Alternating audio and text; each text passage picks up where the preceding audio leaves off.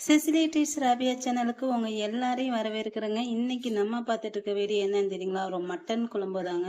இது வித்தியாசமா ரொம்ப சூப்பரா இருக்கும். இந்த மட்டன் குழம்பு வந்து இந்த மட்டன் குழம்பு வந்து எல்லாத்துக்குமே செட் ஆகுங்க. சாதத்துல இருந்து, ஒயிட் ரைஸ்ல இருந்து, கீ ரைஸ்ல இருந்து, சப்பாத்தி, பூரி, நான் எல்லாருக்குமே ரொம்ப நல்லா இருக்கும். வாங்க இது எப்படி செய்யுதுன்னு பார்க்கலாம். அதுக்கு முன்னால இதுக்கு தேவையான பொருட்களை நம்ம வந்து பார்த்துடலாம். இப்போ நம்ம இந்த மட்டன் குழம்பு செய்யறதுக்கு தேவையான பொருட்கள் பார்த்துடலாம். நான் வந்து 1/2 கிலோ மட்டன் வந்து எடுத்திருக்கேன். இது வந்து முள்ளோடு சேர்த்து எடுத்துக்கோங்க, அப்பதான் நல்லா இருக்கும். அதாவது வெறும் தனி கறி மட்டும் வேண்டாம், முள்ளோடு சேர்த்து கறி எடுத்துக்கோங்க. இந்த மாதிரி நல்லி முள்ளு, இந்த மாதிரி முள்ளெல்லாம் சேர்த்து எடுத்துக்கோங்க, ரொம்ப சூப்பரா இருக்கும். இது நான் வந்து ஒரு 1/2 கிலோ எடுத்திருக்கேன்.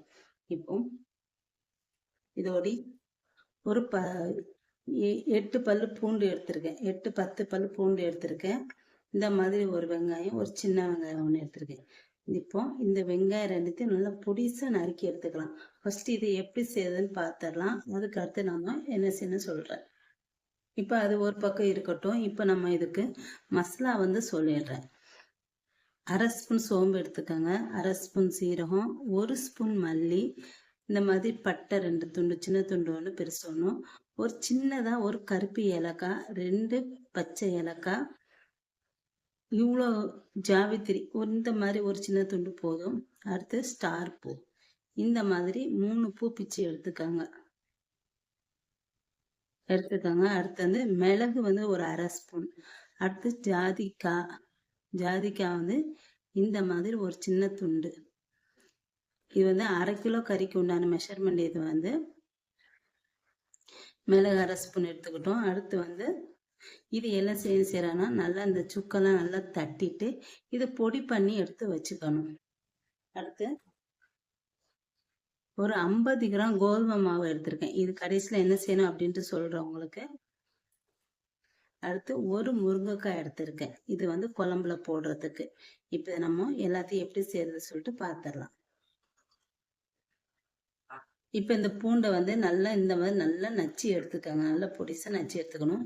அதே மாதிரி இந்த வெங்காயத்தை பொடியை நறுக்கி எடுத்துக்கோங்க. இப்போ எப்படி செய்யுதுன்னு பார்க்கலாம். இப்போ ஒரு பேன் வச்சிருக்கேன். இதுல ஒரு 3 ஸ்பூன் நெய் வந்து ஊத்திக்கிறேன்.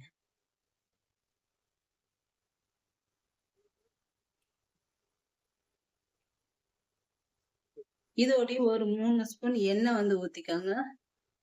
இப்ப இந்த எண்ணெய் காஞ்சது பிறகு இதுல இந்த வெங்காயத்தையும் பூண்டையும் சேர்த்து ரொம்ப வதக்க கூடாது. ஒரு 30 செகண்ட் மட்டும் வதக்கிக்கோங்க. இந்த மட்டன் குழம்புக்கு வந்து தேங்காய், தக்காளி எதுவுமே தேவையில்லைங்க. இப்ப வெங்காயம் சேர்த்துறேன்.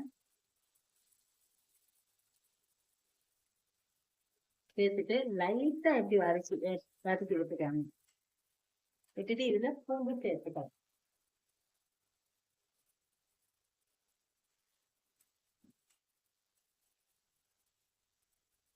இப்போ வெங்காயம் இந்த அளவுக்கு வதங்கினா போதும். இதுல ஒரு 1/4 ஸ்பூன் மஞ்சத்தூள் வந்து சேர்த்துக்கணும்.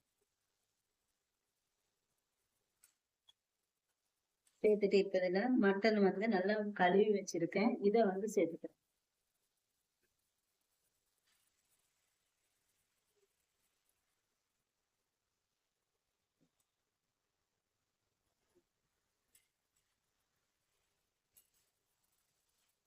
இப்ப இதுல தேவையான உப்பு சேர்த்துக்கலாம்.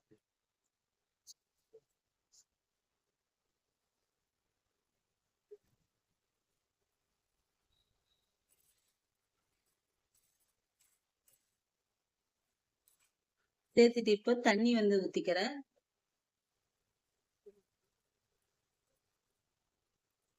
ஊத்திட்டு இது நம்ம என்ன செய்யறோம்னா ஒரு 4 விசில், கறியை பொறுத்து, கறி இளங்கறினா ஒரு 4 விசில் வைங்க.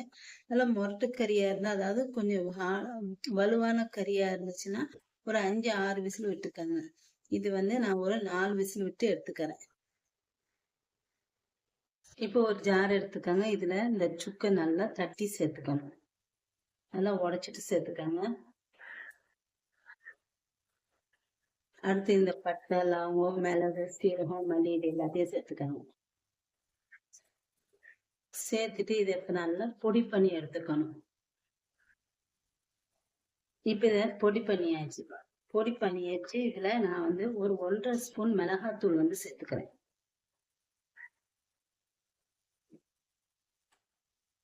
சேர்த்து திரும்ப ஒருக்கா சுத்தி எடுத்துக்கலாம். இப்ப இது எல்லாத்தையும் பொடி பண்ணி எடுத்தாச்சு. இப்ப எடுத்து வச்சுக்கலாம். இப்ப இந்த கறி வந்து நல்லா வெந்துருச்சு. இப்ப இதுல நம்ம முருங்கைக்காய் வந்து சேர்த்துக்கலாம்.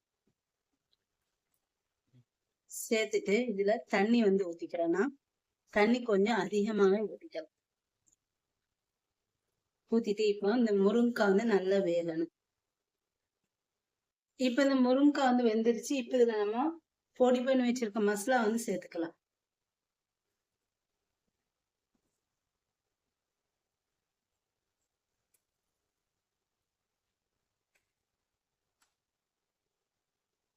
இப்ப இந்த மசாலா வந்து பச்சை வாசனை போக நல்லா கொதிக்கணும். கொதிச்சதுக்கு அப்புறம் நம்ம நினைச்சிடும் இந்த கோதுமை மாவு எடுத்து வச்சிருக்கோம்ல, இதுல கொஞ்சமா தண்ணி ஊத்தி கரைச்சிக்கலாம். இப்ப இதை நல்லா கரைச்சிக்கிறேன்னா கட்டி இல்லாம கரைச்சிக்கணும்.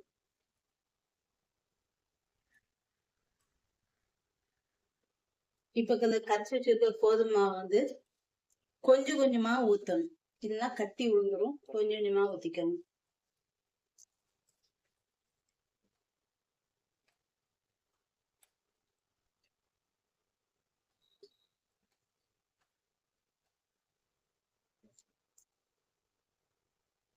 பாருங்க குழம்பு வந்து இந்த மாதிரி தளன்னு இருக்கு. ரொம்ப தண்ணி ரொம்ப கட்டி இல்லாம இந்த மாதிரி இருக்கும். இந்த மாதிரி பாத்துக்கோங்க. இந்த மாதிரி இருந்தா சூப்பரா இருக்குங்க. இந்த குழம்பு வந்து சப்பாத்தி அப்ப இட்லி தோசைக்கெல்லாம் ரொம்ப நல்லா இருக்கும். அதே மாதிரி சாதத்துக்கும் நல்லா இருக்கும். இப்ப கடைசி அதுல மல்லித்தலை தூவி நம்ம குழம்பு வந்து இறக்கிடுறோம்.